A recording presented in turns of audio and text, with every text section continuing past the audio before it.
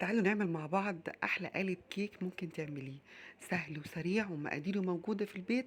مش هتجيبي اي حاجه من بره. بجد تحفه زي ما انتم شايفين كده. عملت قالبين كيك. قالب هشيله هنعمل بيه وصفه حلوه قوي وبارده بكره. وان شاء الله هنزل لكم الفيديو بتاعه. والنهارده عملت القالب الكيك تحفه مع كوبايه شاي بقى، وتاخديها وتطلعي تقعدي في البلكونه. بس تقعدي لوحدك، ولا اولاد ولا اي حد، مع نفسك كده، كوبايه الشاي وبصي كده للسما، واقعدي كلي احلى واطعم قطعه كيك مع كوبايه الشاي. بجد تحفه تستاهل بقك. قبل ما نبدا الفيديو بتاعنا ونشوف مقاديرنا البسيطه السهله، نصلي على محمد عليه افضل الصلاه والسلام، ونشوف عملنا الكيك الجميله دي ازاي بمقاديرها السهله والبسيطه. وكمان ما خدتش وقت، في ثواني كنت بعمل الغدا وعملتها وانا بعمل جنب الغدا وانا بعمل الاكل. بجد حلوه قوي. كوبايه شاي كده، وتاخديها بقى تطلعي كده على البلكونه وتقعدي تاكلي بقى وتدعي لي. بجد تحفه. الكيك طعمه حلو قوي، هش وخفيف وجميل وسكره مظبوط. ولا تقولي لي جاتوه ولا اي حاجه، طعمها حلو قوي. يلا نسمي الله ونصلي على نصلي على سيدنا محمد عليه افضل الصلاه والسلام. انا هنا عملت مقدار ونص عشان اعمل قلبين كيك.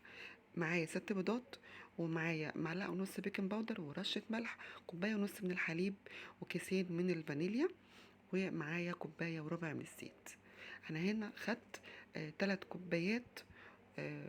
المقدار الواحد هيبقى 4 بيضات، وكوبايتين ونص دقيق، وكيس فانيليا، ومعلقه بيكنج باودر، وكوبايه حليب، وكوبايه الا ربع زيت. انا بقول لك مقدار القالب الكيك الواحد بس، لكن انا عملت المقدارين 6 بيضات، 3 كوبايات وربع من الدقيق، او 3 كوبايات ونص الا حاجه بسيطه. وحطيت كوبايه ونص من كوبايه وربع من الزيت، وكوبايه ونص من الحليب، ومعلقه ونص من البيكنج باودر، ورشه ملح. تمام كده. وحطيت باكوين من ظرف الفانيليا. طبعا هنا ضربت كل المكونات مع بعض، البيض والسكر مع بعض لغايه ما اداني الفوليوم العالي دوت. وبعد كده بنزل بالمواد الجافه، الدقيق مع البيكنج باودر ورشه الملح.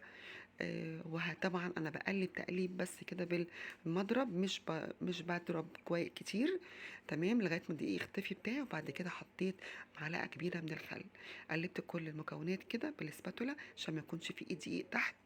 وبدات ان انا اقسم الكيك بتاعي، السائل بتاع الكيك بتاعي، على القالبين. زي ما انتم شايفين مولعه الفرن على درجه حراره 200 او 180 على حسب درجه حراره الفرن بتاعك. بجيب الخله كده او بتاعت الشيش طاووق، ابتدي ان انا اقلب كده بيها في القالب بتاعي، علشان اي فراغات تكون موجوده في الكيك. تمام كده. اخدهم بقى وندخلهم على الفرن ونشوف احلى قالب كيك مع بعض. حضري بقى كوبايه الشاي. ادي كده طلعت القالبين الكيك. طبعا القالب اللي هو الغامق شويه ده اللي هو بيبقى في القالب التيفال، مش بيستحمل درجه الحراره، والتاني الفاتح اللي بيبقى فيه الالمونيا.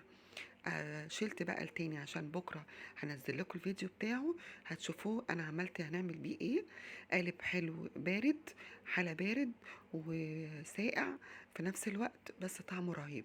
ممكن تعمليه في الكاسات او في قالب زي ما تحبي. انا بقطع طبعا معاكم الكيك عشان اوريكم طراوة الكيك ونعومته وخفيته وهش كده وزي القطن بالظبط، وسكره مظبوط حلو قوي.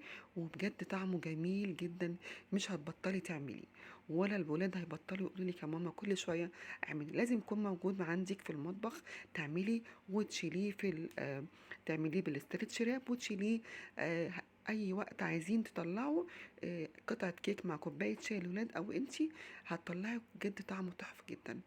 انا طبعا عملت كوباية شاي بقى كده، فنجان شاي، قلت لا اطلع بقى فنجان من النيش واشرب بقى كوباية الشاي، فنجان الشاي بمزاج مع قطعة الكيك.